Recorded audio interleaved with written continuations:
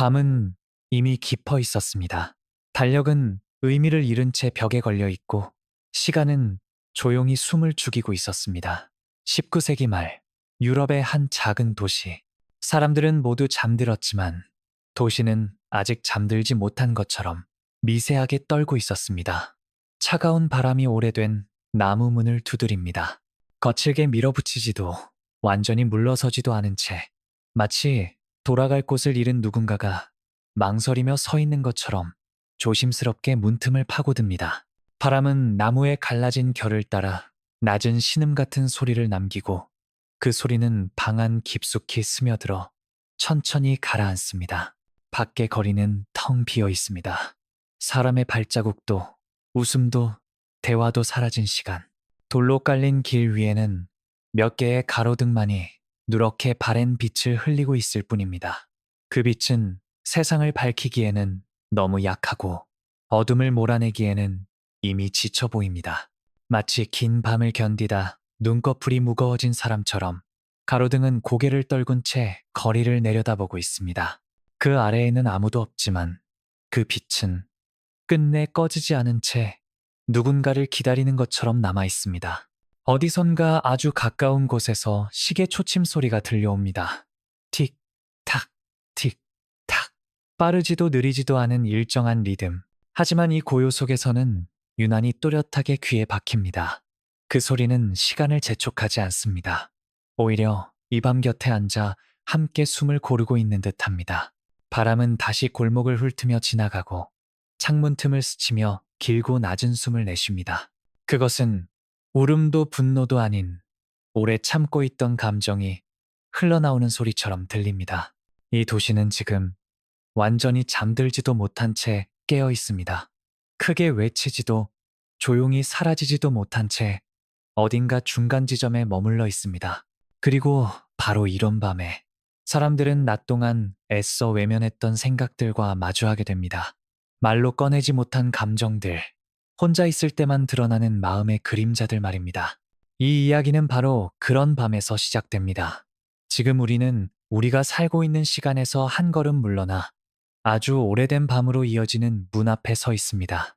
바람이 문을 두드리고 시계가 숨을 고르며 도시는 조용히 한숨을 쉽니다. 이제 그 문을 열 시간입니다. 문을 열고 들어서면 방은 생각보다 훨씬 작습니다.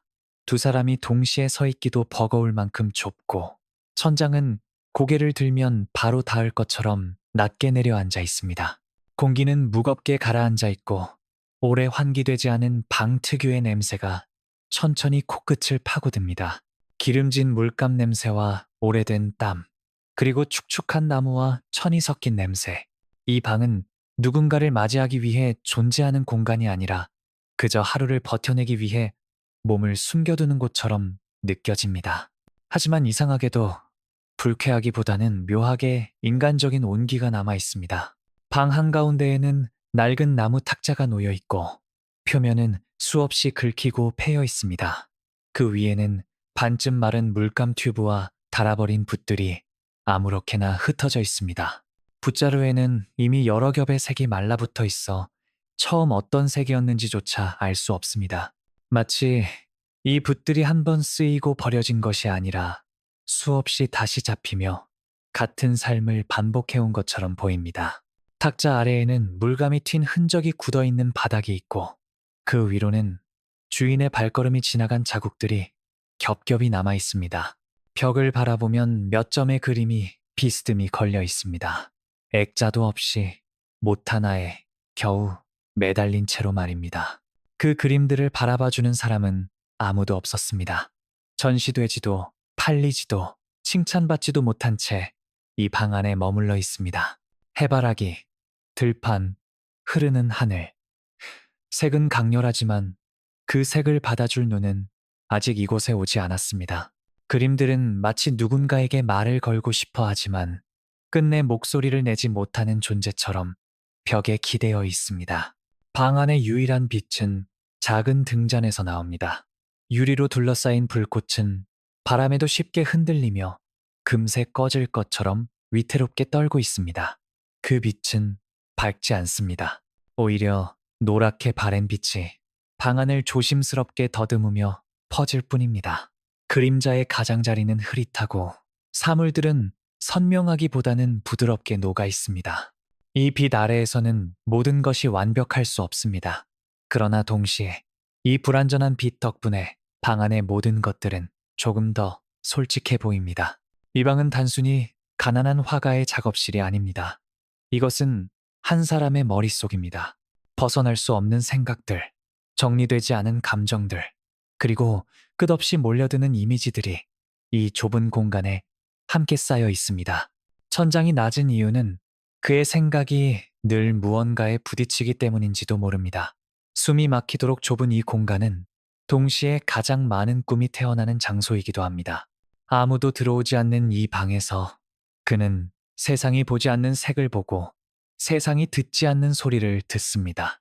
등잔불이 흔들릴 때마다 그림자의 모양도 함께 흔들립니다. 벽에 걸린 그림들이 잠시 살아 움직이는 것처럼 보이고 붓과 물감은 무언가를 말하려다 다시 침묵합니다. 이 방에서는 낮과 밤의 경계가 흐릿해지고 시간은 자주 방향을 잃습니다. 오직 한 가지만 분명합니다. 이곳은 가난하지만 텅 비어 있지 않고 외롭지만 공허하지도 않다는 사실입니다. 이 작은 방 안에는 아직 이름 붙여지지 않은 수많은 꿈들이 숨쉬고 있습니다. 그리고 그 꿈들은 언젠가 이 방을 벗어나 세상으로 나가기를 조용히 기다리고 있습니다. 그는 탁자 위로 몸을 깊게 숙이고 앉아 있습니다. 허리는 자연스럽게 굽어 있고 어깨는 오랫동안 같은 자세를 유지해온 사람처럼 굳어 있습니다. 등잔불 아래에서 그의 그림자는 종이 위로 길게 드리워지고 그 그림자는 마치 또 다른 사람이 함께 앉아 있는 것처럼 조용히 숨을 고르고 있습니다. 방 안에는 말소리가 없습니다. 오직 숨소리와 아주 미세한 움직임들만이 이 공간을 채우고 있습니다. 그의 손가락에는 아직 마르지 않은 물감이 묻어 있습니다. 노란색, 파란색, 그리고 어딘가 검게 섞인 흔적들. 낮 동안 캔버스를 붙잡고 있던 손은 완전히 쉬지 못한 채 밤이 되어서도 여전히 색을 붙들고 있습니다. 손톱 사이에 남은 물감은 쉽게 지워지지 않습니다. 그는 그것을 애써 닦아내지 않습니다. 이 손은 하루 동안 자신이 무엇을 했는지, 무엇과 싸웠는지를 기억하고 있기 때문입니다. 그에게 이 얼룩은 부주의의 흔적이 아니라 살아있었다는 증거에 가깝습니다. 그는 천천히 펜을 잡습니다. 펜촉이 종이에 닿는 순간 아주 낮은 소리가 방 안에 퍼집니다. 사각, 사각. 바람 소리보다도 작고 시계 초침보다도 약한 소리. 하지만 이 고요 속에서는 그 소리마저 또렷하게 들립니다. 펜은 망설이듯 움직이다가 이내 일정한 리듬을 찾습니다. 문장은 빠르지도 느리지도 않게 종이 위를 흘러갑니다. 마치 생각이 손끝으로 조심스럽게 내려오는 것처럼 보입니다. 그는 글을 쓰며 고개를 자주 숙였다 들었다 합니다. 한 문장을 적고 나면 잠시 멈추어 등잔불을 바라보거나 아무것도 없는 벽을 응시합니다. 그 침묵 속에서 그는 단어를 고르고 감정을 다듬고 아직 말로 꺼내지지 않은 생각들을 마음속에서 정리합니다. 이 편지는 급하게 써 내려가는 고백이 아닙니다. 오히려 스스로를 붙잡기 위한 느린 호흡에 가깝습니다. 그가 쓰고 있는 글의 끝에는 이름이 하나 떠오릅니다. 테오. 이 밤에 그가 말을 걸 수 있는 유일한 사람. 세상과 이어진 마지막 실 같은 존재. 그는 이 편지를 통해 칭찬을 바라지 않습니다. 이해받고 싶어서도 아닙니다. 다만 이 밤을 혼자 견디고 있다는 사실을 누군가에게 조용히 전하고 싶을 뿐입니다. 종이 위의 문장들은 그래서 담담합니다. 과장도 연기도 없습니다. 그저 지금의 상태를, 지금의 마음을 있는 그대로 옮겨놓습니다. 바깥에서는 도시가 깊은 잠에 빠져 있습니다. 창문 너머의 거리는 여전히 고요하고 가로등의 빛은 조금 더 흐려졌습니다. 사람들은 꿈을 꾸고 있지만 그는 깨어 있습니다. 모두가 하루를 내려놓은 이 시간에 그는 오히려 자신을 붙들기 위해 더 또렷해집니다. 이 밤은 그에게 휴식이 아니라 가장 솔직해질 수 있는 시간입니다. 펜은 다시 종이를 긁습니다. 사각, 사각. 그 소리는 점점 안정됩니다. 마치 마음이 조금씩 제자리를 찾는 것처럼 글자의 간격도 고르게 이어집니다. 이 작은 소리는 누군가에게는 아무 의미 없는 소음일지 모르지만 이 방 안에서는 생명과도 같습니다. 쓰지 않으면 그는 생각 속에 잠겨버릴 것만 같습니다. 말로 꺼내지 않으면 마음이 어디까지 가라앉을지 알 수 없습니다. 그리고 바로 이 순간을 우리는 이렇게 부를 수 있을지도 모릅니다. 세상이 모두 잠든 사이 불빛 하나만 남은 방에서 한 남자가 조용히 자신을 붙잡고 있는 시간. 아무도 보지 않고 아무도 박수치지 않지만 그럼에도 불구하고 멈추지 않는 손. 이 밤의 중심에서 그는 그림을 그리지 않습니다. 그는 편지를 씁니다. 마치 누군가의 귀에 대고 아주 낮은 목소리로 속삭이듯이 말입니다. 세상이 잠들 때 빈센트는 씁니다. 그가 남긴 편지는 한두 장이 아니었습니다. 서랍 깊숙한 곳에, 여행 가방의 바닥에, 혹은 급하게 접혀 봉투에 넣어진 채로 남아있던 종이들까지 합치면 그 수는 800통이 넘습니다. 그것들은 한 번에 쓰인 기록이 아니었고 특별한 목적을 위해 정리된 글도 아니었습니다. 오히려 시간에 밀려 쓰이고 감정에 이끌려 적히고 다시 접혀 보내진 흔적들에 가깝습니다. 그 편지들은 조용히 쌓여갔고 그는 그 숫자를 세어본 적도 없었을 것입니다. 그에게 중요한 것은 얼마나 많이 썼는지가 아니라 오늘 밤도 무사히 써낼 수 있었는가 하는 문제였으니까요. 그 많은 편지들 중 대부분은 한 사람에게 향해 있습니다. 테오. 동생이자 친구였고 후원자였으며 세상과 그를 이어주는 거의 유일한 통로였습니다. 빈센트는 편지를 쓸 때마다 늘 같은 이름을 떠올렸지만 그 이름이 주는 의미는 날마다 조금씩 달라졌습니다.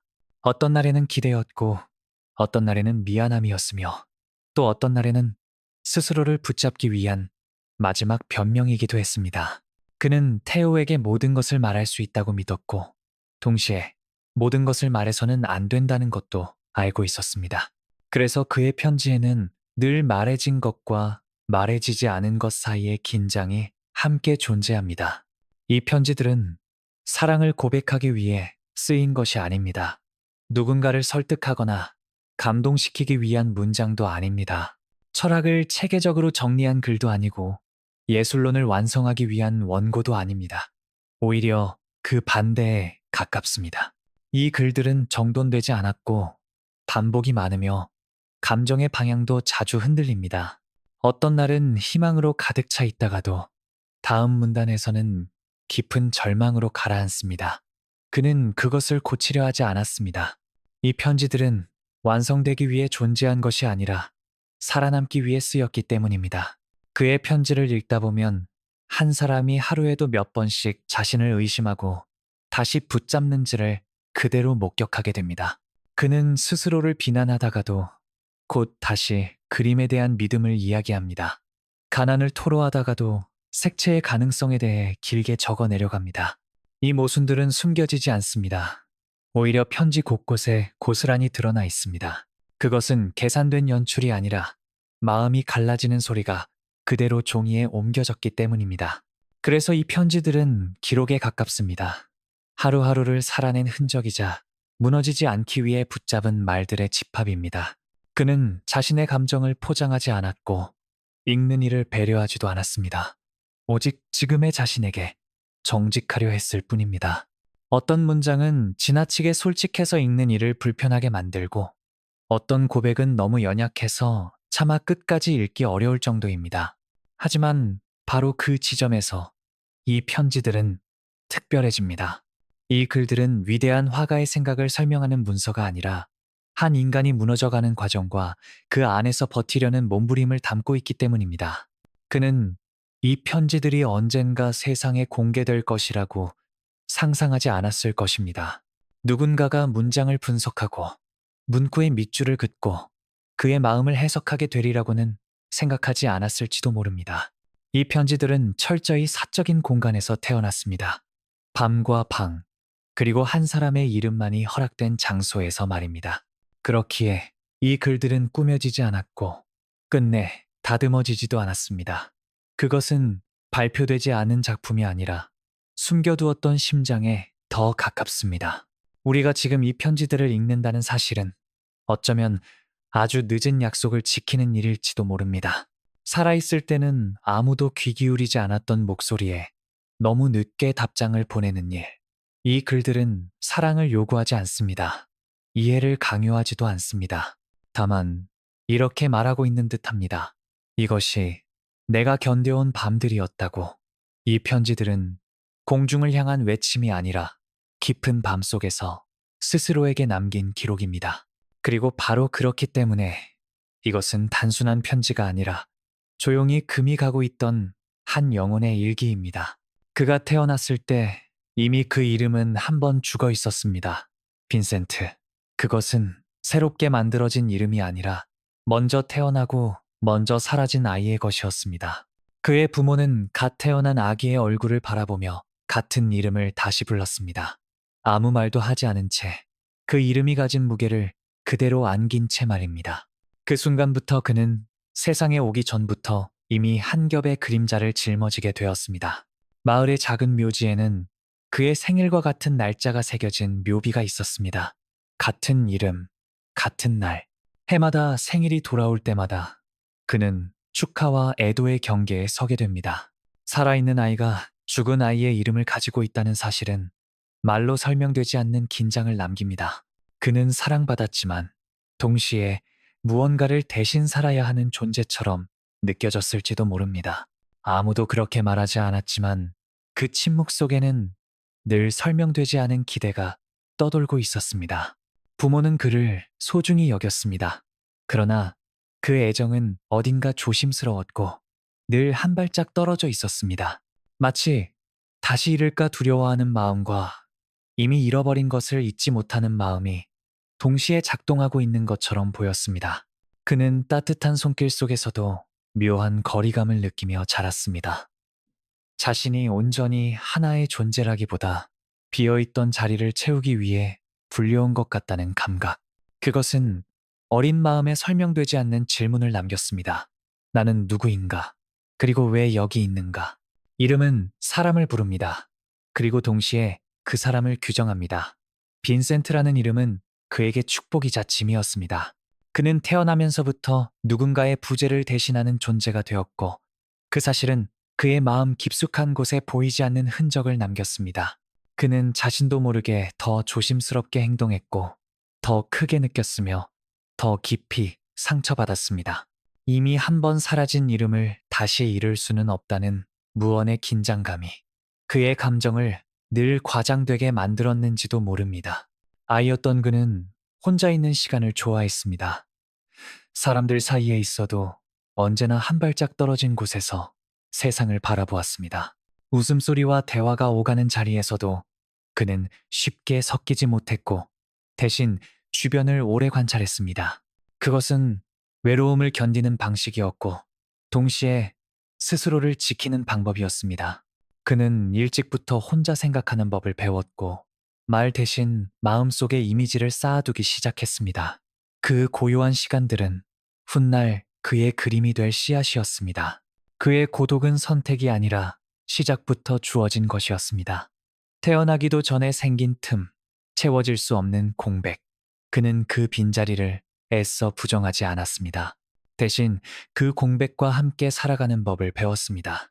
누군가의 자리를 대신해 숨쉬고 있다는 감각은 그를 늘 불안하게 만들었지만 동시에 남들보다 더 깊이 삶을 바라보게 만들었습니다. 그는 살아있다는 사실 자체를 끊임없이 증명해야 하는 사람처럼 느꼈을지도 모릅니다. 아무도 말해주지 않았지만 그는 어렴풋이 알고 있었을 것입니다. 자신은 단순히 태어난 것이 아니라 이어서 존재하게 되었다는 사실을. 그 인식은 그를 세상에 단단히 묶어주지 못했습니다. 오히려 더 자주 흔들리게 만들었습니다. 그러나 바로 그 흔들림 속에서 그는 다른 이들이 보지 못하는 것들을 보기 시작했습니다. 빛과 어둠, 생과 죽음의 경계에서 태어난 이 아이는 아주 이른 시기부터 세상의 가장 조용한 부분을 바라보고 있었습니다. 그리고 그 고요 속에서 그의 평생에 걸친 외로움은 이미 천천히 자라고 있었습니다. 그는 한자리에 오래 머무르지 못했습니다. 아니, 머무르려 했지만 세상이 그를 가만히 두지 않았고 그 역시 세상에 맞는 속도를 배우지 못했습니다. 젊은 시절의 빈센트는 끊임없이 길을 바꾸며 앞으로 나아갔습니다. 정확히 말하자면 앞으로 나아가려 애썼습니다. 그가 처음 선택한 길은 그림을 파는 사람이 되는 것이었습니다. 화가가 아니라 그림을 이해하고 전달하는 사람. 화랑에서 일하며 그는 수많은 작품을 보았고 예술의 이름으로 오가는 말과 돈의 흐름을 가까이서 지켜보았습니다. 처음에는 진지했고 열심이었습니다. 하지만 시간이 지날수록 그는 점점 어색한 사람이 되어갔습니다. 고객에게는 너무 솔직했고 작품 앞에서는 지나치게 감정적이었습니다. 팔기 위해 그림을 설명해야 하는 순간에도 그는 계산보다 진심을 먼저 꺼냈고 그것은 거래의 언어가 아니었습니다. 결국 그는 그 자리에 오래 남지 못했습니다. 다음으로 그가 향한 곳은 종교였습니다. 그는 신을 믿었고 믿음이라는 언어가 자신을 설명해 줄 수 있으리라 생각했습니다. 교회의 문을 두드리며 그는 자신이 세상에 쓸모있는 존재가 될 수 있기를 바랐습니다. 하지만 그가 가진 믿음은 지나치게 뜨거웠습니다. 그는 규칙을 지키는데 서툴렀고 타협하는 법을 몰랐습니다. 신앙을 말할 때 그는 교리보다 고통받는 사람의 얼굴을 먼저 떠올렸고 설교보다 행동을 앞세웠습니다. 그것은 아름다운 태도였지만 조직 안에서는 위험한 태도이기도 했습니다. 그는 체계에 맞지 않았고 요구되는 방식으로 신을 말하지 못했습니다. 결국 이 길에서도 그는 멈춰서게 됩니다. 그는 다시 떠났습니다. 이번에는 더 멀리, 더 깊은 곳으로 향했습니다. 탄광촌으로, 가난한 사람들 곁으로, 전도사가 되어 그들과 함께 살며 그들의 고통을 나누고 싶어 했습니다. 그는 자신의 옷을 나누어 주고 먹을 것을 내어 주었으며 자신을 돌보는 일에는 전혀 관심을 두지 않았습니다. 그의 삶은 점점 황폐해졌고 주변 사람들은 그를 걱정하기보다 불편해하기 시작했습니다. 그는 너무 몰입했고 너무 극단적이었습니다. 돕는 사람과 무너지는 사람의 경계가 흐려졌고 결국 그는 또다시 떠나야 했습니다. 세상은 그에게 말했습니다. 당신은 지나치다고. 그러나 그는 그 지나침 말고는 다른 방식으로 살아가는 법을 알지 못했습니다. 이 모든 과정은 빠르게 지나갔습니다. 하나의 길이 끝나기도 전에 그는 이미 다음 길 위에 서 있었습니다. 그러나 어디에서도 그는 완전히 환영받지 못했고 어느 곳에서도 오래 머무르지 못했습니다. 그는 항상 조금 더 진지했고 조금 더 깊었으며 조금 더 아팠습니다. 세상은 그에게 적당함을 요구했지만 그는 그 적당함이 무엇인지 끝내 배우지 못했습니다.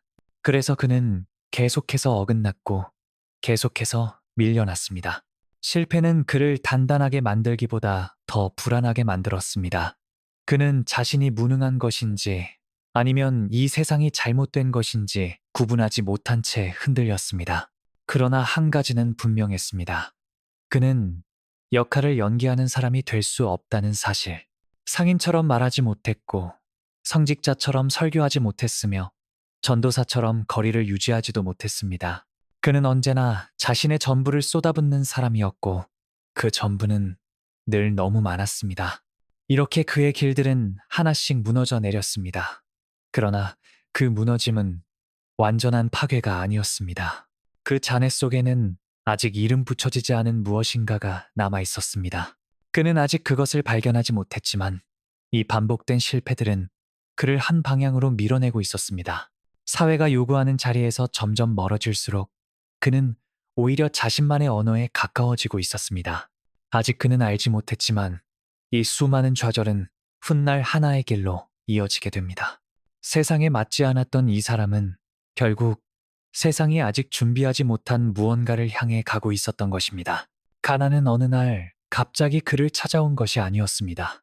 그것은 조용히 그러나 집요하게 그의 삶 곁에 자리를 잡았습니다.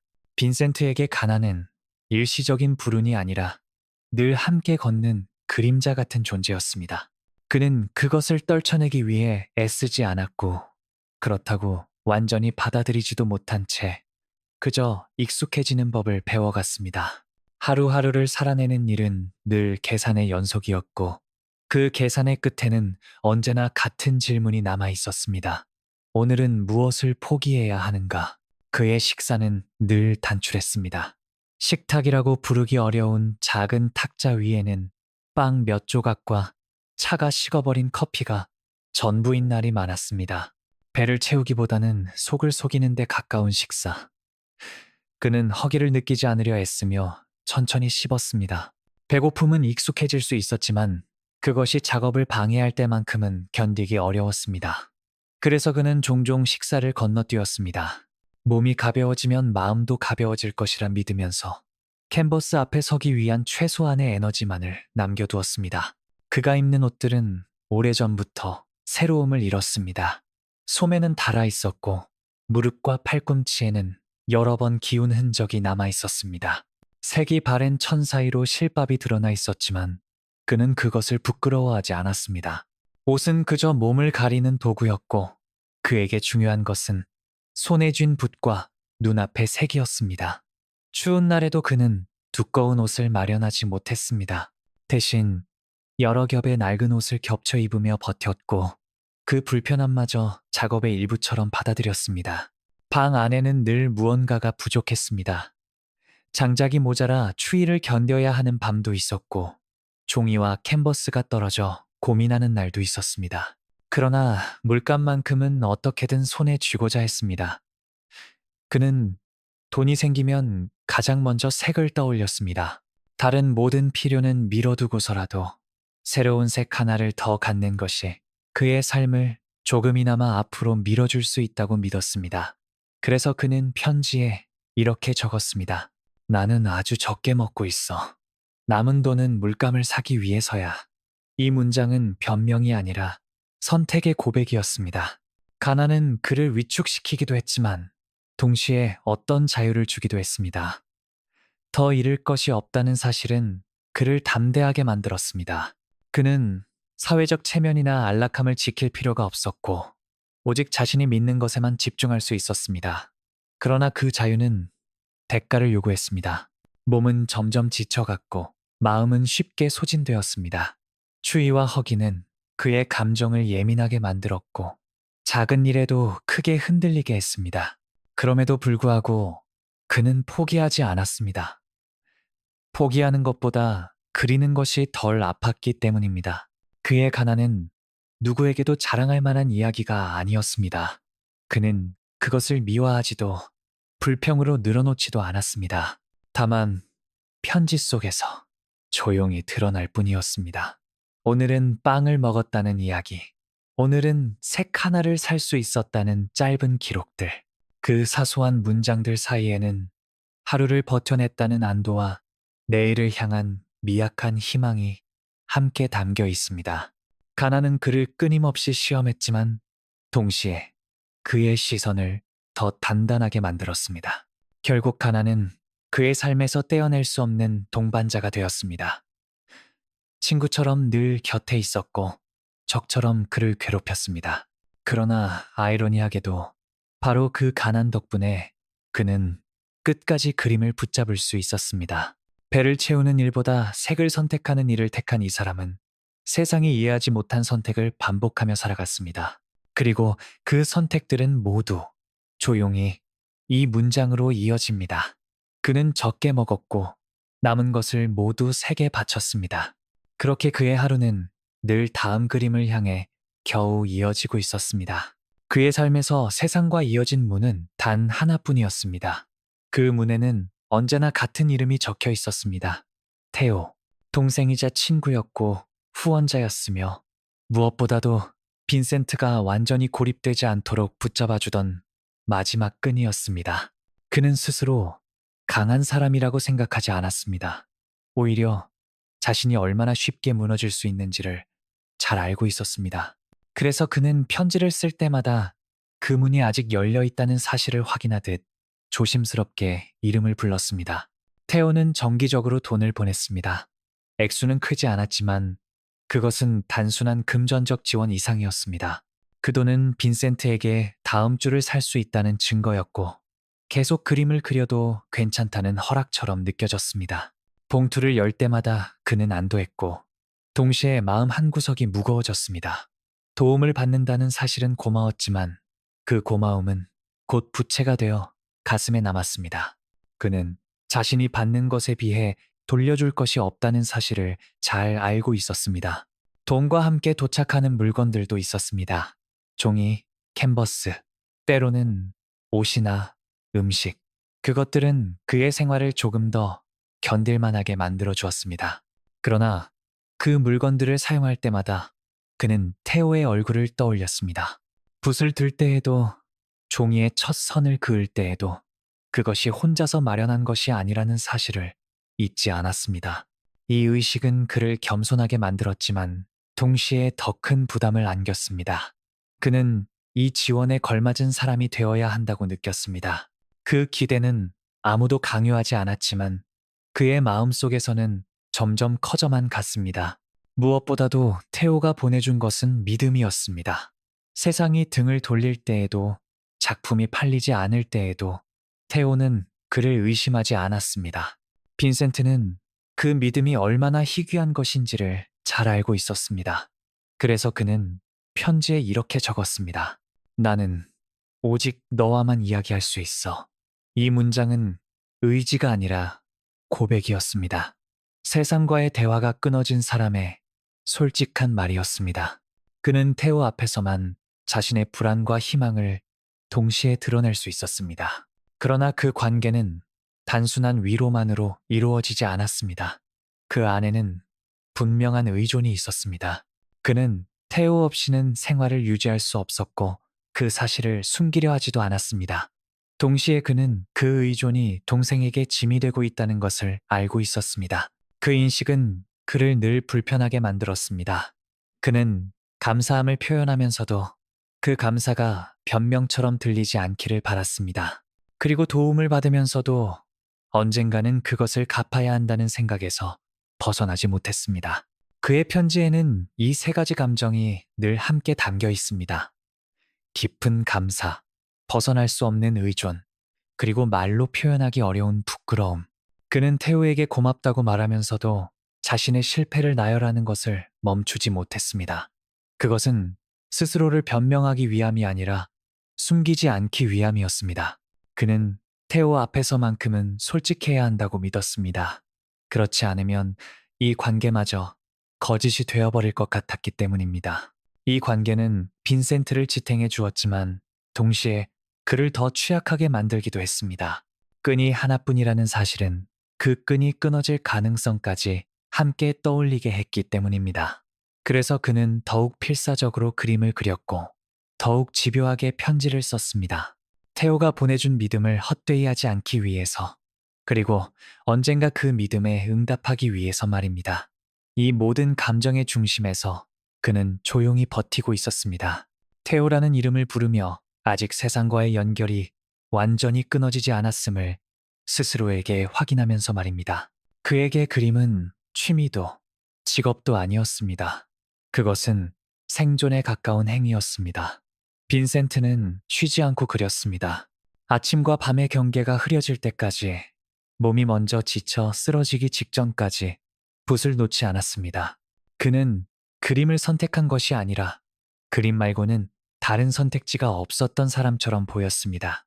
그리지 않으면 하루를 버틸 수 없었고, 그리지 않으면 자신이 어디까지 무너질지 알 수 없었기 때문입니다.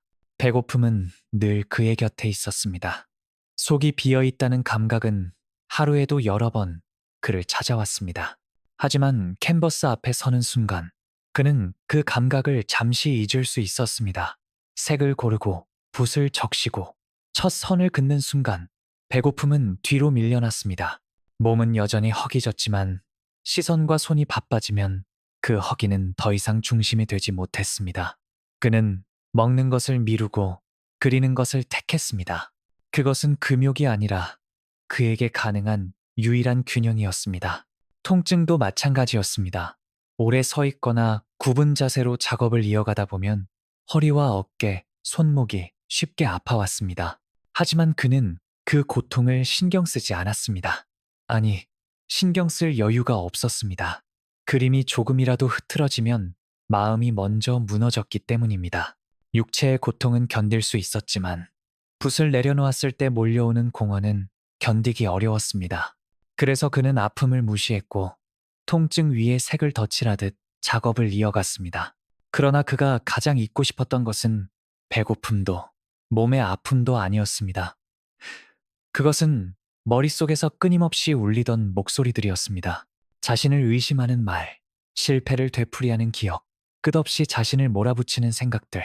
그것들은 조용할 틈 없이 그의 안에서 서로를 밀치며 소리를 냈습니다. 잠을 자려고 누워도, 멍하니 앉아 있어도 그 목소리들은 사라지지 않았습니다. 오직 그림을 그릴 때만 그 소리들은 잠시 힘을 잃었습니다. 색과 형태에 집중하는 동안 그의 머릿속은 드물게 침묵을 허락했습니다. 그래서 그는 집요하게 그렸습니다. 하루에 한 장으로는 부족했고 가능한 한만이 가능한 한 빠르게 캔버스를 채웠습니다. 완벽을 추구하기보다는 멈추지 않는 것이 더 중요했습니다. 선이 흔들려도 색이 과해도 그는 계속 나아갔습니다. 그에게 중요한 것은 결과보다 과정이었고 완성보다 지속이었습니다. 그림을 그리는 동안 그는 아직 살아있다는 감각을 얻을 수 있었습니다. 손이 움직이고 눈이 색을 따라가고 마음이 그 안에 잠기는 그 순간만큼은 그는 자신을 견딜 수 있었습니다. 그의 그림에는 늘 긴박함이 배어 있습니다.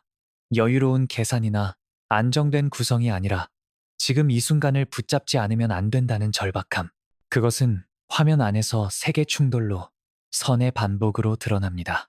그는 아름다움을 설명하려 하지 않았고 감정을 정리하려 하지도 않았습니다. 대신 그 감정 속으로 그대로 뛰어들었습니다. 그림은 그를 정리해주지 않았지만 무너지는 속도를 늦춰주었습니다. 그것만으로도 그는 충분하다고 느꼈습니다. 이렇게 그림은 그의 방패이자 무기였습니다. 세상이 그를 밀어낼 때 그는 캔버스로 맞섰고 자신이 자신을 공격할 때에도 붓을 들었습니다. 그는 그림으로 문제를 해결하지 못했지만 그림 덕분에 하루를 더 살아낼 수 있었습니다. 그에게 회화는 치유가 아니라 저항이었고 안식이 아니라 투쟁이었습니다. 배고픔을 잊기 위해, 아픔을 덮기 위해, 그리고 머릿속의 소음을 잠재우기 위해 그는 오늘도 또 하나의 캔버스를 꺼내 들었습니다. 그렇게 그는 그리는 행위로 자신의 생을 겨우 이어가고 있었습니다. 어느 순간부터 색은 더 이상 조용히 머물지 않았습니다. 빈센트의 화면 위에서 색들은 서로를 밀치고 겹치며 마치 참아왔던 말을 한꺼번에 쏟아내듯 드러나기 시작했습니다. 노란색은 빛이라기보다 열에 가까웠고 파란색은 하늘이 아니라 깊이를 가졌으며 보라색은 그 경계에서 흔들리는 불안처럼 번져갔습니다. 그는 색을 선택한다기보다 색에게 불려 나오는 사람처럼 보였습니다. 캔버스 앞에 서면 이미 결정은 내려져 있었고 그의 손은 그것을 따라가기만 하면 되었습니다. 붓질은 점점 빨라졌습니다. 망설임은 줄어들고 멈춤은 사라졌습니다. 선은 곧게 뻗지 않고 휘어졌고 화면 위를 돌고 또 돌았습니다. 직선보다 곡선이 많아졌고 형태는 안정되기보다는 흔들렸습니다. 그는 사물을 있는 그대로 옮기려 하지 않았습니다. 대신 그 사물이 자신에게 어떻게 다가오는지를 붙잡으려 했습니다. 그래서 하늘은 고요하지 않았고 밤은 잠들지 않았으며 들판은 숨쉬듯 움직였습니다. 그의 붓은 대상을 설명하지 않고 반응하고 있었습니다. 노란색은 특히 집요했습니다. 태양, 밀밭, 등잔불, 해바라기.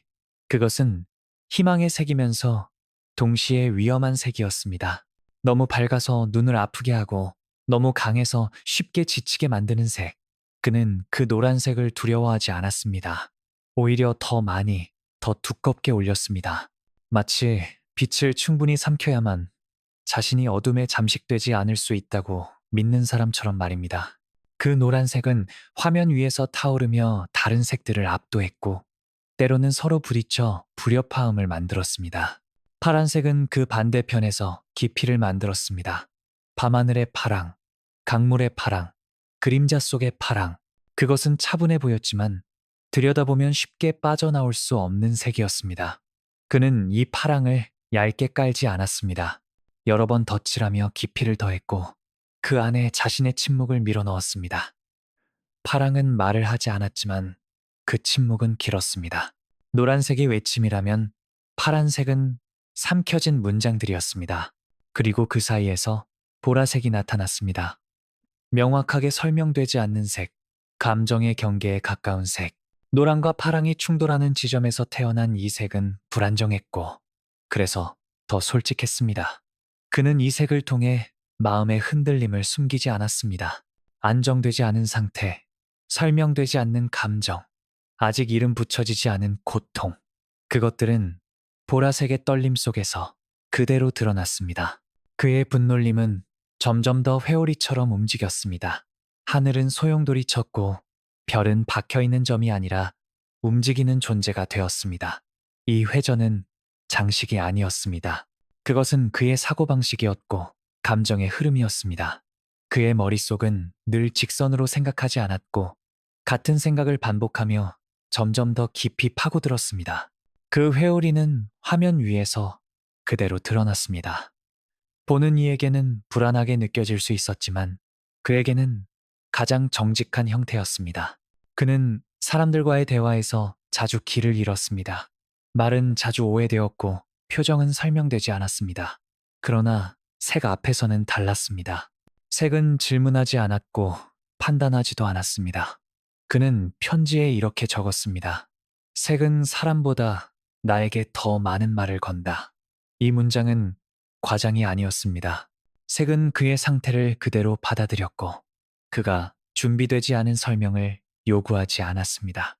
그 앞에서 그는 침묵해도 괜찮았고 무너져도 괜찮았습니다. 이 시기부터 그의 그림은 점점 더 설명을 거부합니다. 이해하기보다는 느끼도록 요구하고 정리하기보다는 흔들어 놓습니다. 색은 장식이 아니라 목소리가 되었고 붓질은 표현이 아니라 반사작용처럼 보였습니다. 그는 색을 통해 세상과 대화했고 동시에 자신을 겨우 붙잡고 있었습니다. 화면 위에서 색들이 서로 소리치고 부딪히는 동안 그는 잠시나마 머릿속의 소음을 바깥으로 밀어낼 수 있었습니다. 그렇게 그의 그림은 점점 더 시끄러워졌고 그 소음 속에서 그는 간신히 숨을 쉬고 있었습니다. 태양은 늘 위에 있었습니다. 누구에게나 공평하게 떠오르는 존재처럼 보였지만 빈센트에게 태양은 단순한 풍경이 아니었습니다. 그것은 희망이었고 동시에 불이었습니다.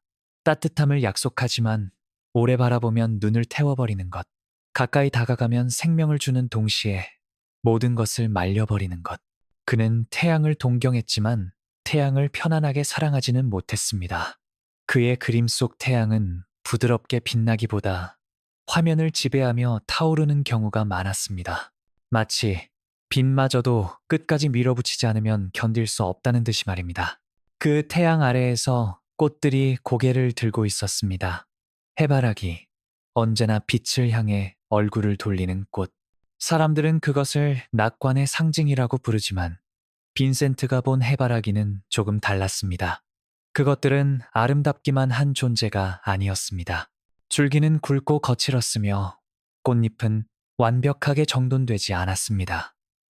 어떤 것은 이미 고개를 숙이고 있었고 어떤 것은 막 피어오르다 말라가고 있었습니다. 그는 그 모든 상태를 그대로 그렸습니다. 피어있는 순간뿐 아니라 시들어가는 과정까지도 빛을 향해 있는 모습으로 말입니다.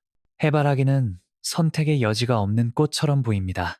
빛을 등지고 살 수 없고 방향을 바꾸어 쉴 수도 없습니다.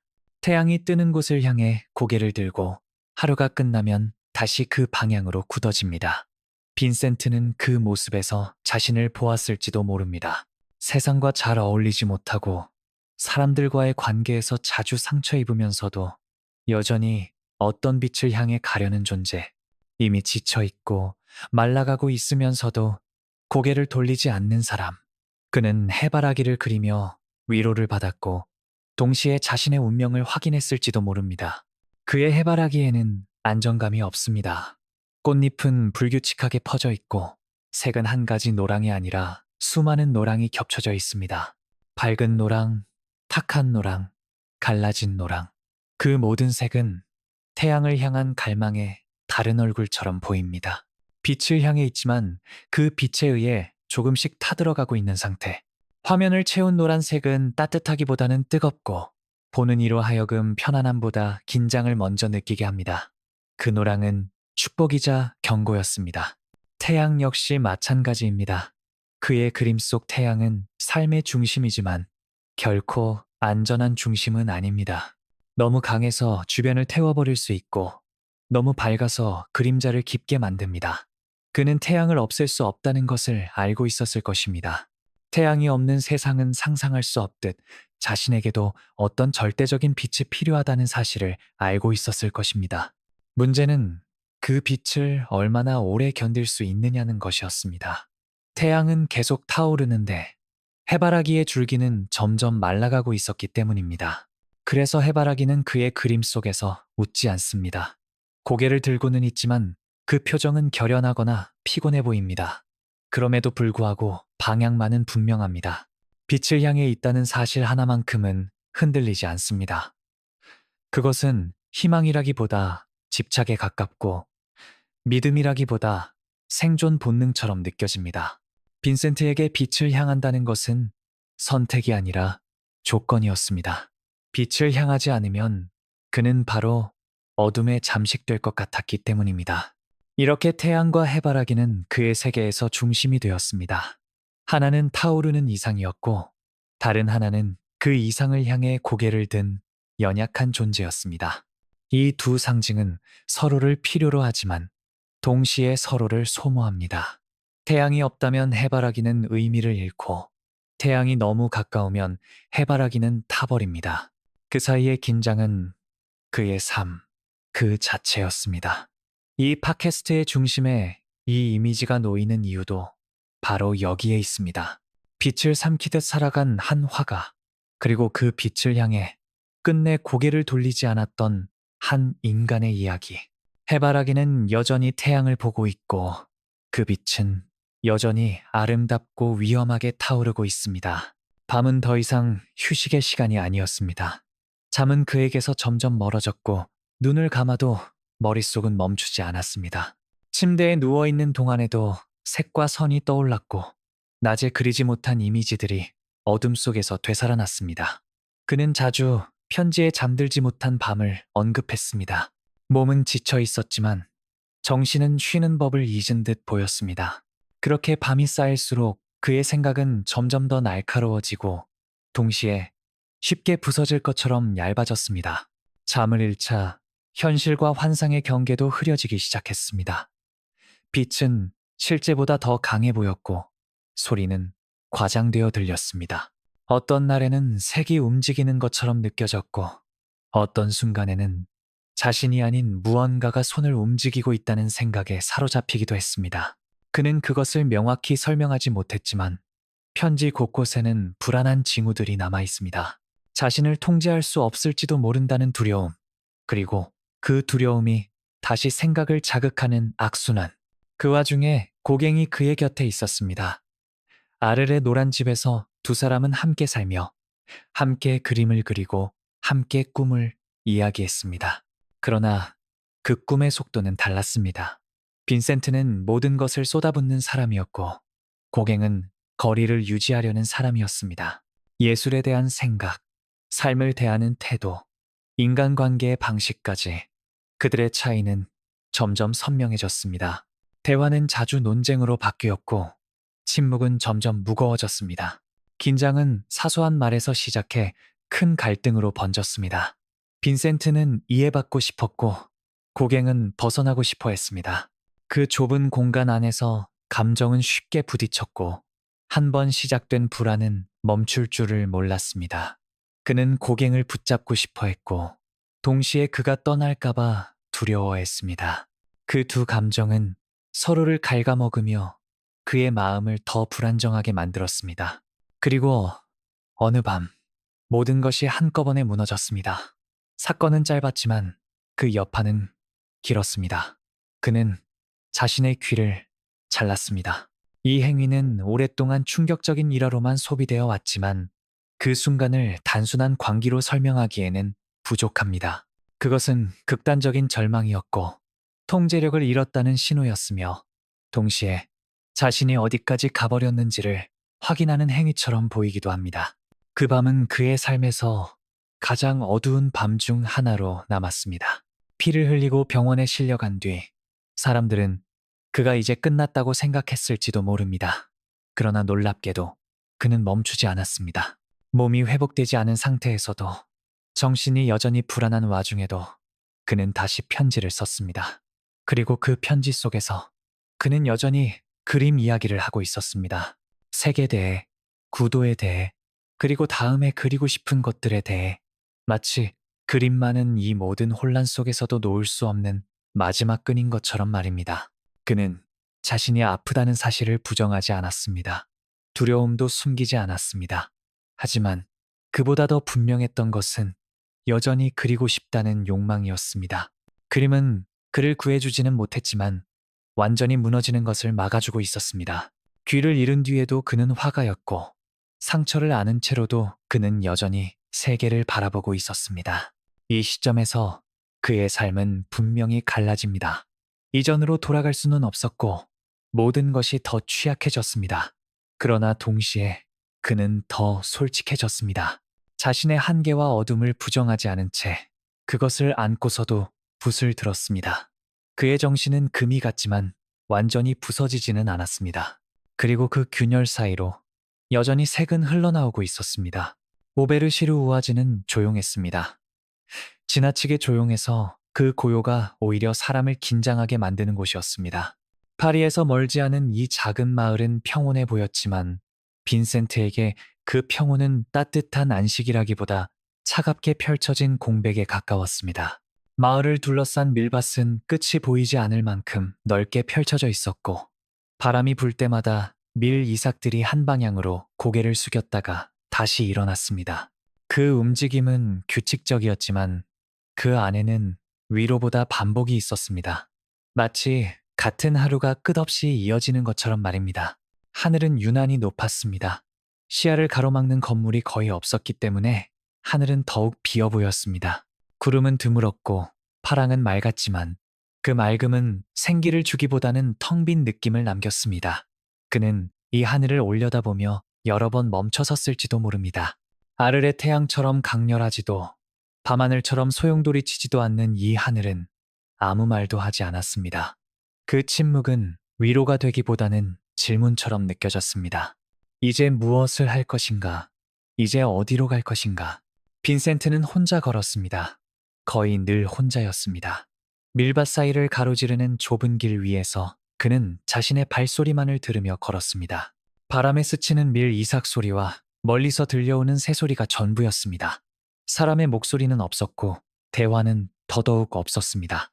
이 고독은 강요된 것이 아니라 자연스럽게 그에게 주어진 상태처럼 보였습니다.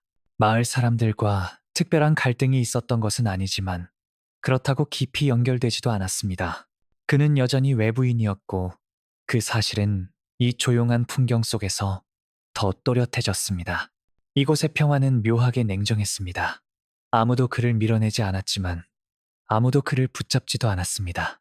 그는 자유로웠지만 동시에 아무에게도 필요하지 않은 존재처럼 느껴졌을지도 모릅니다. 넓은 풍경은 그를 감싸주지 않았고 오히려 더 작게 만들었습니다.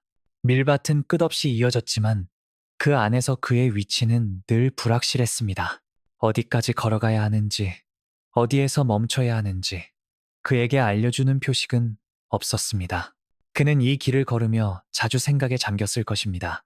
동생 테오, 파리의 기억들, 아르레서의 시간, 그리고 여전히 팔리지 않는 그림들. 머릿속에는 많은 장면들이 스쳐갔겠지만 발걸음은 느렸고 일정했습니다. 걷는다는 행위 자체가 그의 생각을 붙잡아주는 유일한 방식이었을지도 모릅니다. 멈추면 다시 불안이 밀려올 것 같았고 그래서 그는 계속해서 앞으로 나아갔습니다. 목적지보다는 움직임 자체가 중요했던 산책이었습니다. 이곳에서 그는 다시 밀밭을 그리기 시작합니다. 그러나 그 밀밭은 풍요의 상징이 아니었습니다.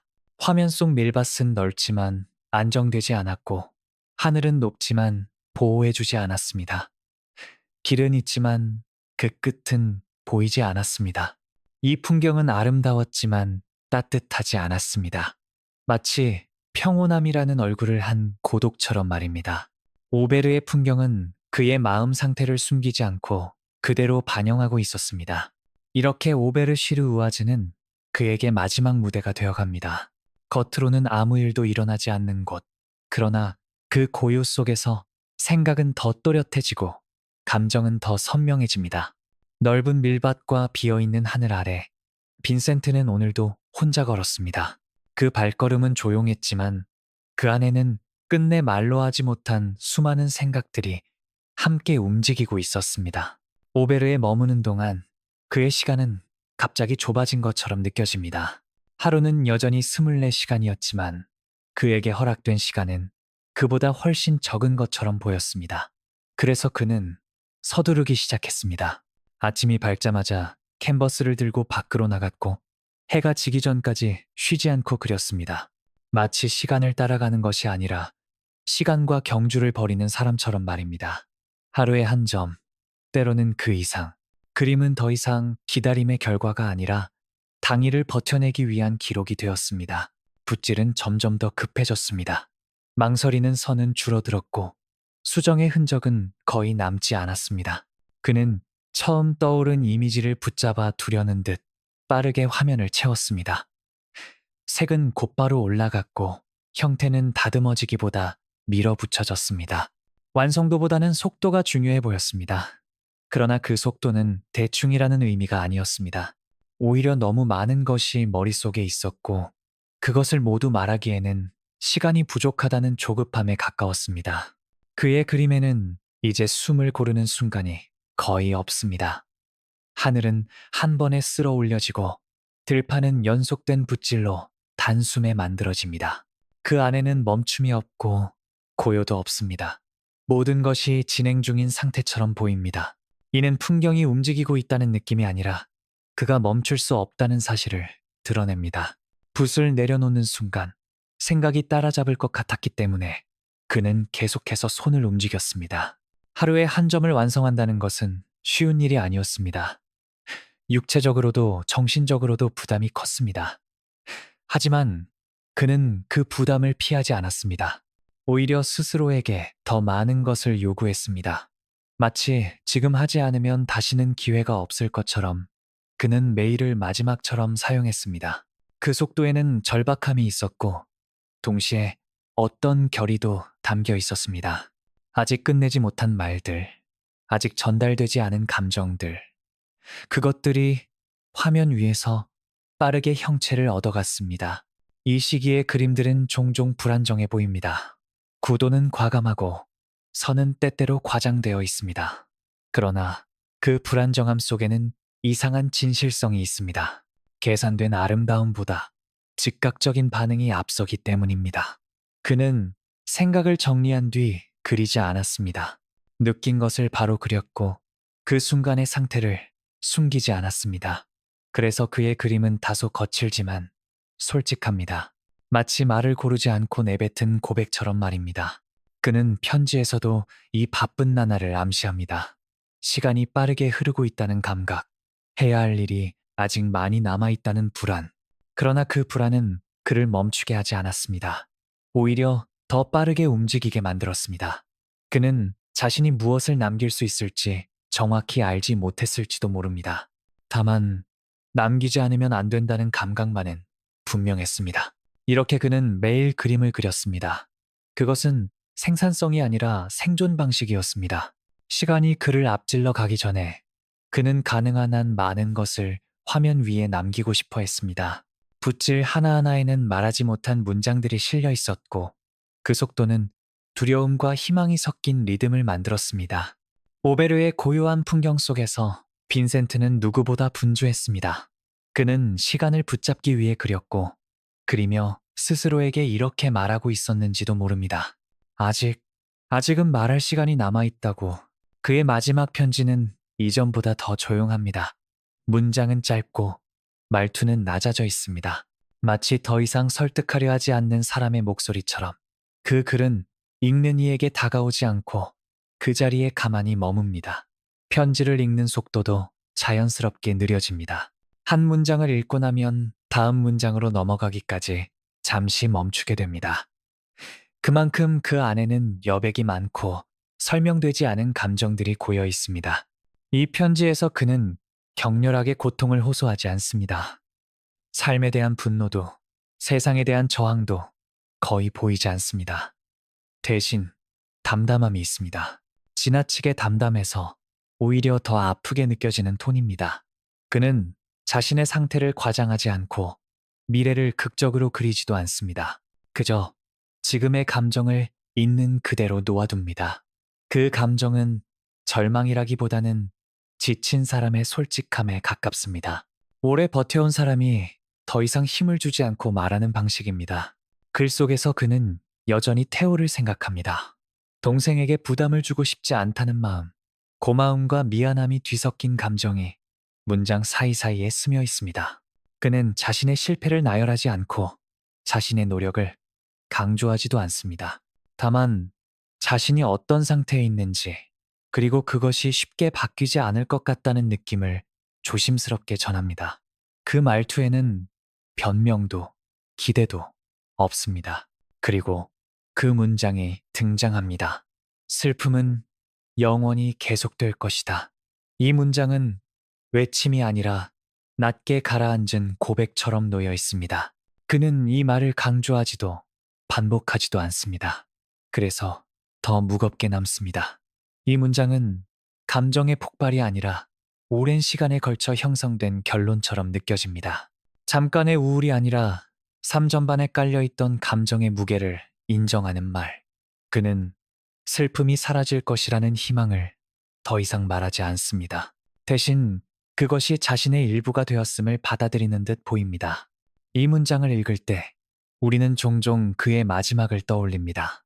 그러나 이 편지는 죽음에 대해 말하고 있지 않습니다. 그보다는 삶의 상태에 대해 말하고 있습니다. 계속해서 견뎌야 했던 감정, 반복되던 고립, 이해받지 못한다는 감각, 그 모든 것이 하나의 문장으로 압축되어 있습니다. 이 문장은 비극적인 선언이기보다 끝까지 솔직하고자 했던 한 사람의 언어입니다. 편지의 전체 톤은 조용한 정리처럼 느껴집니다. 마치 방안을 천천히 둘러보며 남겨진 것들을 확인하는 사람처럼 그는 자신의 마음을 바라봅니다. 무엇을 바꿀 수 있었는지보다는 무엇이 바뀌지 않았는지를 인정하는 태도. 그 태도에는 체념보다는 피로가 담겨 있습니다. 더 싸울 힘이 남아있지 않다는 사실을 스스로 알고 있는 사람의 말투입니다. 그럼에도 불구하고 그는 끝까지 말합니다. 침묵 대신 글을 선택했고 단절 대신 문장을 남겼습니다. 이 편지는 도움을 요청하는 글도 아니고 작별을 고하는 글도 아닙니다. 다만 자신이 어디에 서 있는지를 남기는 기록입니다. 그것만으로도 그는 마지막까지 말하는 사람이었습니다. 이 편지를 읽고 나면 방 안의 공기가 달라진 것처럼 느껴집니다. 소리가 줄어들고 생각은 느려집니다. 그의 목소리는 사라졌지만 그 문장은 여전히 남아 있습니다. 슬픔은 영원히 계속될 것이다. 이 말은 정답도 예언도 아닙니다. 그저 그가 그 순간 느꼈던 진실입니다. 그리고 그 진실은 지금 이 밤에도 조용히 우리 곁에 머물러 있습니다. 그날은 특별해 보이지 않았습니다. 오베르의 하루는 늘 그렇듯 조용했고 밀밭은 여전히 넓게 펼쳐져 있었습니다. 하늘은 높았고 바람은 천천히 이삭 사이를 지나갔습니다. 아무도 기다리지 않았고 아무도 예감하지 못했습니다. 그래서 그 순간은 더 고요했습니다. 한 발의 총성이 울렸지만 그것을 들은 사람은 없었습니다. 마을은 아무 일도 없다는 듯 숨을 쉬고 있었고 시간은 멈추지 않았습니다. 그는 혼자였습니다. 늘 그렇듯 그날도 그는 혼자 들판으로 나갔습니다. 익숙한 길, 익숙한 풍경, 밀밭은 그의 눈에 수없이 담겼던 장면이었고 그는 그 풍경을 여러 번 캔버스에 옮겼습니다. 그러나 그날의 밀밭은 그 어떤 그림보다도 말이 없었습니다. 황금빛 이삭들은 바람에 흔들리며 아무것도 묻지 않았고 아무것도 말해주지 않았습니다. 그저 거기 있었을 뿐입니다. 총성은 짧았을 것입니다. 극적이지 않았고 길지도 않았습니다. 한순간의 소리, 그리고 다시 찾아온 침묵. 그는 그 자리에서 쓰러지지 않았습니다. 몸에 총을 맞은 채로도 그는 다시 마을로 돌아옵니다.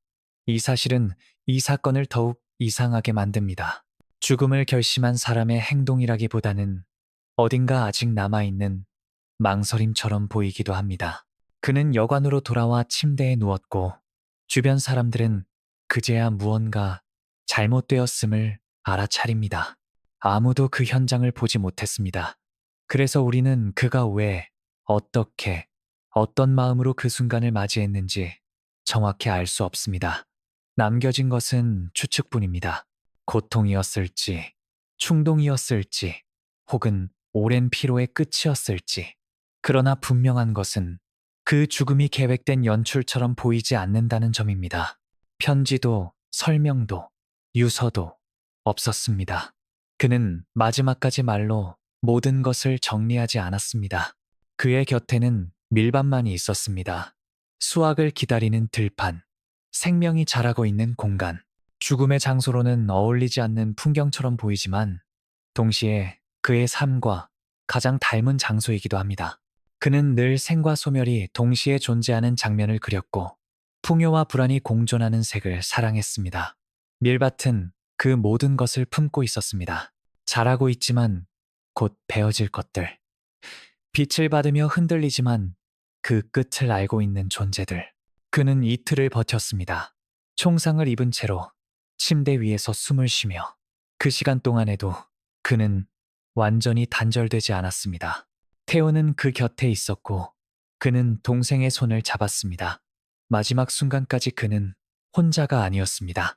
그리고 그 사실은 이 이야기를 단순한 고독의 비극으로만 남겨두지 않습니다.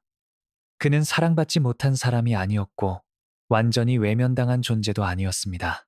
다만 그 사랑과 연결만으로는 버티기 어려운 무언가를 안고 있었을 뿐입니다. 그의 죽음은 세상을 멈추게 하지 않았습니다. 밀밭은 여전히 바람에 흔들렸고 하늘은 다음 날도 떠올랐습니다. 사람들은 다시 일상을 살았고 그의 이름은 한동안 조용히 잊혀졌습니다. 그때는 아무도 이 순간이 역사로 남을 것이라 생각하지 않았습니다.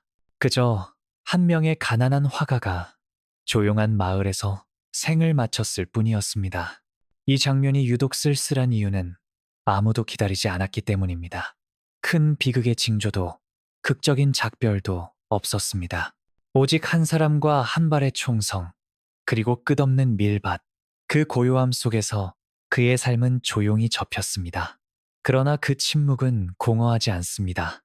그가 남긴 그림들, 그가 쓴 편지들, 그리고 그가 끝까지 붙잡고 있던 색들이 그 침묵을 대신해 지금까지 말을 하고 있기 때문입니다. 그날의 밀밭은 아무것도 증언하지 않았습니다. 하지만 어쩌면 그래서 더 많은 것을 기억하고 있는지도 모릅니다. 아무도 보지 못했던 순간, 아무도 기다리지 않았던 죽음. 그 고요한 장면은 지금도 그의 그림 속 어딘가에서 바람에 흔들리며 조용히 남아 있습니다. 그가 떠난 뒤 세상은 곧바로 달라지지 않았습니다. 빈센트의 죽음은 큰 소식을 만들지 않았고 신문은 짧게 언급하거나 아예 지나쳤습니다. 그의 그림들은 여전히 팔리지 않았고 그가 생전에 꿈꾸던 인정은 그와 함께 묻힌 것처럼 보였습니다. 그러나 조용한 변화는 이미 시작되고 있었습니다. 그것은 박수 소리처럼 갑작스럽지 않았고 서서히 귀를 기울이게 만드는 낮은 울림에 가까웠습니다. 가장 먼저 남겨진 것은 그림이었습니다. 창고와 방 한켠에 쌓여있던 캔버스들, 이해받지 못한 채 밀려났던 색들, 그 그림들은 시간이 지나며 다른 시선과 마주하게 됩니다. 이전에는 과하다고 여겨졌던 붓질, 불안정하다고 평가받았던 색의 충돌은 더 이상 결점이 아니라 개성으로 읽히기 시작합니다. 사람들은 그제야 질문을 바꾸었습니다. 왜 이렇게 그렸는가가 아니라 왜 이토록 솔직한가? 그리고 편지들이 세상 밖으로 나옵니다. 동생 태호에게 보낸 수많은 글들. 그 안에는 화가로서의 고민뿐 아니라 한 인간으로서의 불안과 애정이 고스란히 담겨 있었습니다. 그것들은 의도된 고백이 아니었기에 더욱 진실하게 다가옵니다. 그는 위대한 사람이 되기 위해 글을 쓴 것이 아니라 버티기 위해 썼습니다. 그래서 그 문장들은 꾸며지지 않았고 설명하려 들지도 않았습니다. 읽는 사람들은 그 글을 통해 처음으로 화가 빈센트가 아닌 사람 빈센트를 만납니다. 그의 이야기는 점점 하나의 서사가 됩니다. 가난, 고독, 실패, 그리고 사후의 명성. 사람들은 이 구조에 익숙해져 있고 그래서 쉽게 감동받습니다. 그러나 그의 경우 이 서사는 단순한 비극이 아닙니다. 그는 세상을 등진 인물이 아니라 끝까지 세상과 대화하려 했던 사람이었기 때문입니다. 그림으로, 편지로 그는 계속해서 말을 걸었습니다. 다만 그 목소리가 너무 빠르거나 너무 거칠었을 뿐입니다. 시간이 지나면서 그의 이름은 전설이라는 단어와 함께 언급되기 시작합니다. 고통받는 천재, 이해받지 못한 예술가. 이런 표현들은 그의 삶을 상징처럼 단순화하지만 동시에 사람들의 관심을 끌어옵니다. 전시회에는 사람들이 모이고 그의 그림 앞에서 오래 머뭅니다. 이제 그 색들은 더 이상 불편함이 아니라 감동을 줍니다. 한때는 너무 시끄럽다고 여겨졌던 색들이 이제는 마음을 흔드는 언어로 받아들여집니다.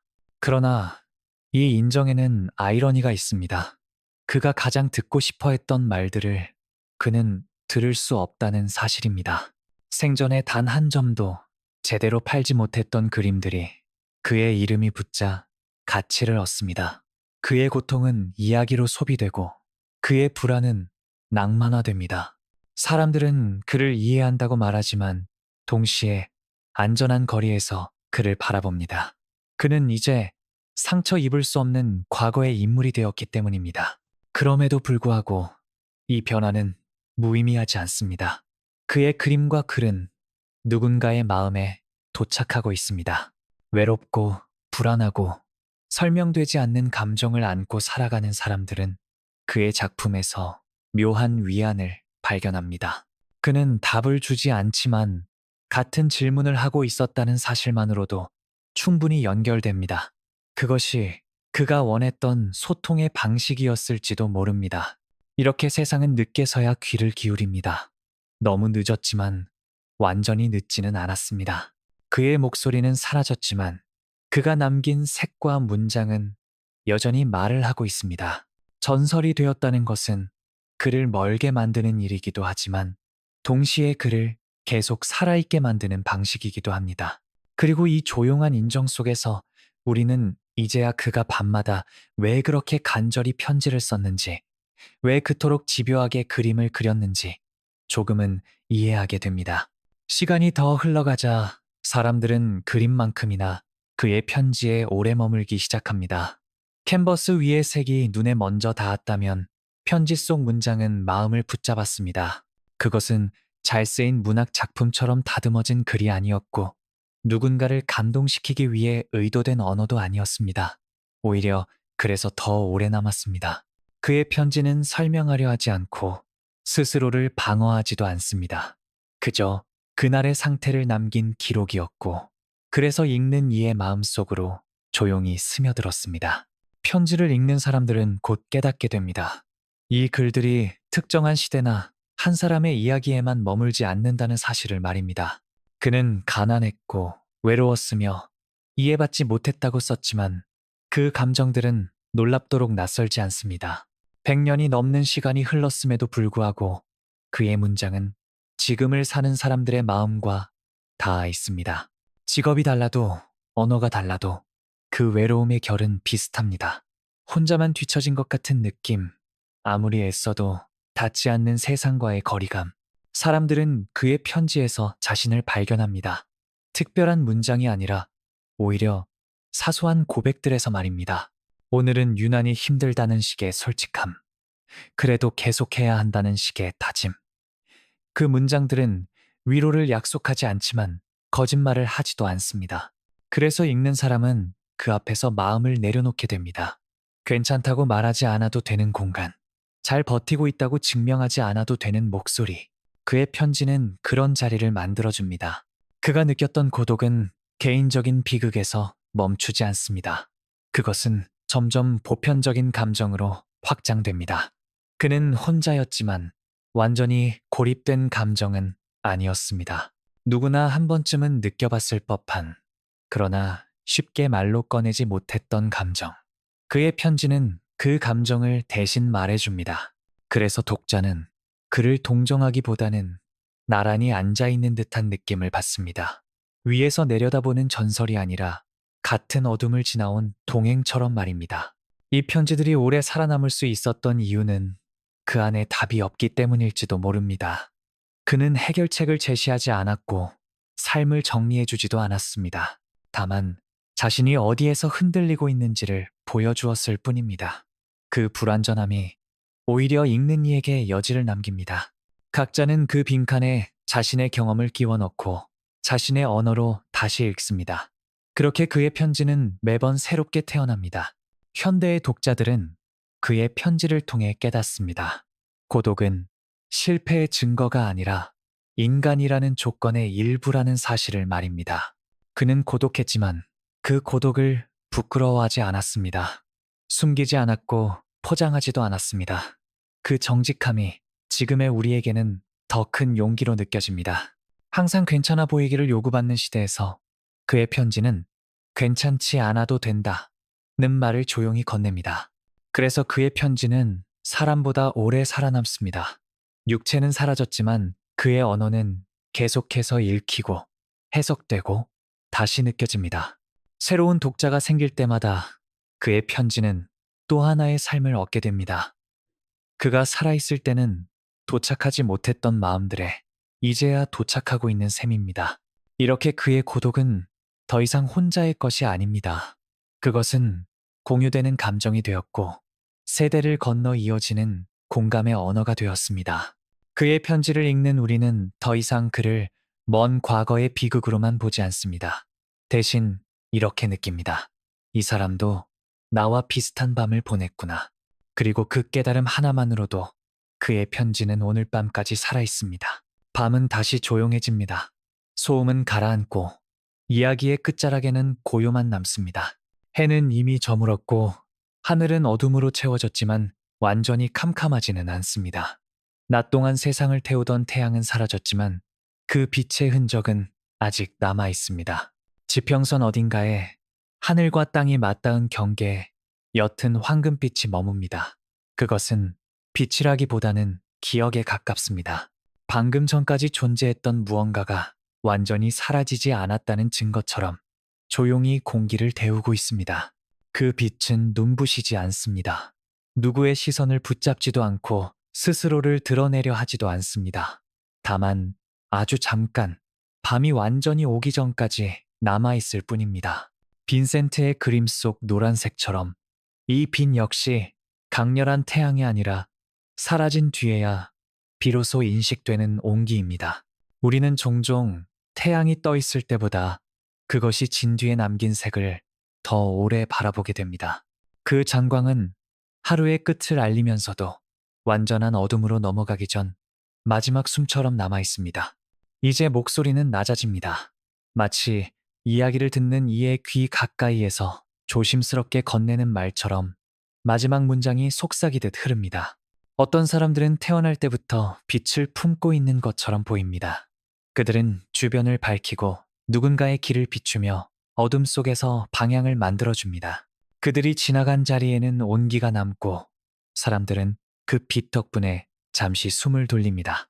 하지만 그 빛의 중심에 있는 사람은 정작 그 온기를 느끼지 못하는 경우도 있습니다. 세상을 데우기 위해 타오르느라 자기 자신을 따뜻하게 할 여유가 없었던 사람들. 그들은 빛이었지만 쉼터는 아니었고 태양이었지만 스스로를 보호하지는 못했습니다. 그렇게 말이 이어집니다. 어떤 사람들은 다른 이들을 비추기 위해 태어났지만 정작 자신은 한 번도 충분히 따뜻해지지 못한다. 이 속삭임은 비난도 찬가도 아닙니다. 그저 한 인간의 삶을 바라본 뒤 남는 조용한 이해에 가깝습니다. 밤은 이제 완전히 내려왔고 황금빛은 서서히 사라집니다. 그러나 그 빛이 있었음을 우리는 알고 있습니다. 그리고 그 사실 하나만으로도 이 이야기는 끝난 뒤에도 오래 남아 각자의 밤 속에서 조용히 숨쉬게 됩니다.